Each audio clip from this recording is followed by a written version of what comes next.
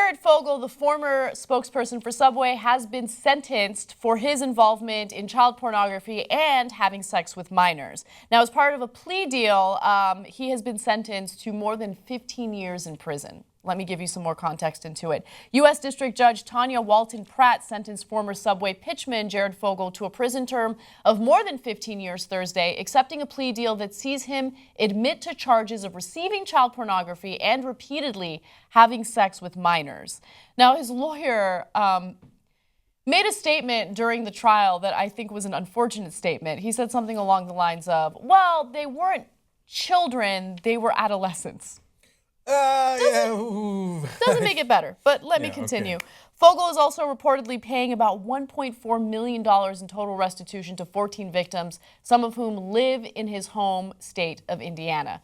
Now, during the court proceedings, he apparently said something about how this is just going to destroy his wife. And the judge responded back to him and said, you gave her $7 million. She'll be fine. Oh, no, don't say that either. No, I think that what's going to destroy your wife is the fact that you're a child molester. Yeah. Okay, the court didn't do that to you. You did that. You chose to do that. Don't put it on anybody else, but that's what they do, right? Yeah, people who do heinous things like this, they're always looking outward, right, and trying to blame somebody else for what they did. So I have a proposal. Go ahead. I want to call it the Fogle rule. Mm-hmm.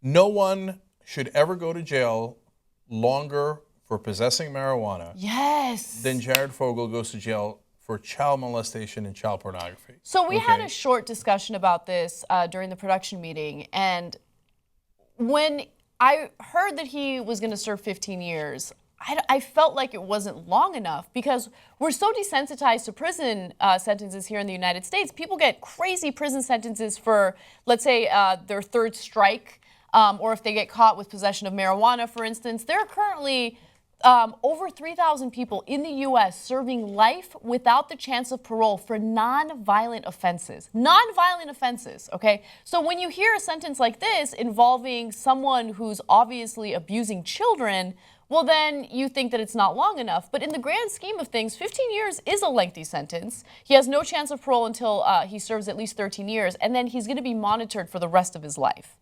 Right. Now, look, I think I would be perfectly happy with a sentence that was longer. Mm-hmm. I don't believe in monitoring after someone has served their sentence, because then they got to live under a bridge, and it's not our system of justice where we keep punishing you past what is supposed to be your punishment. If you want to make the punishment longer, like I just said, I might be with you, right? Mm-hmm. So let's have that conversation.